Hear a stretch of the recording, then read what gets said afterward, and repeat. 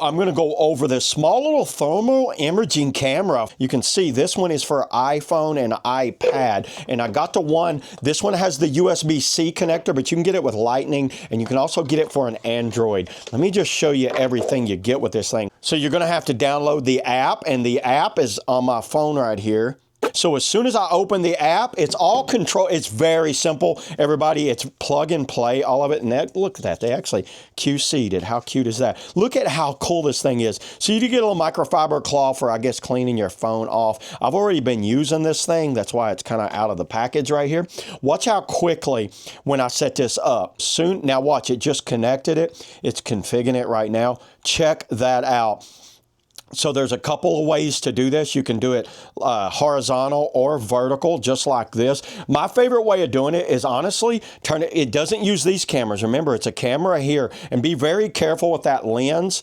Always keep that lens nice and clean. So looking at it, how it works right here, this can go down to like well below 0 to over 1,000 degrees. And you've got several little settings right here. We'll just do it like this. You can see these settings.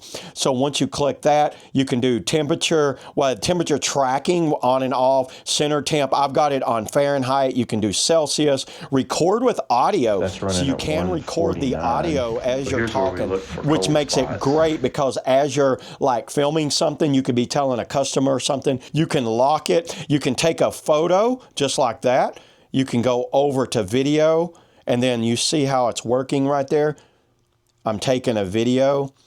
I'll actually throw some video up of where I was filming like my off-grid setup. I checked to see if I got any hot spots. I did have a little bit of warm wire going, and so it's great for inspecting like electrical stuff. I'll show where I was doing the vents in my house. This would be great for someone that's just needing to do some like maybe some HVAC repair, and got different features right here. I can pick a hot zone. You see that? I can pick a zone if I just want to do that, and then I can go temperature. I can do the hot spot and the cold spot. See how the cold spot's right there? The hot spot is right there. The super hot spot's down here.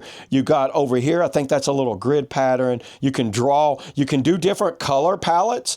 You guys see that? So if you don't want to do just the red, you can go, but I like doing just the red. This looks more like a thermal camera right here, having that set up. So this is where you could set temperatures. So if you got a temperature you want to set, and that's pretty much going back to whatever. And then when you want to take it out, you just pull it out like that, and it goes right back in its case.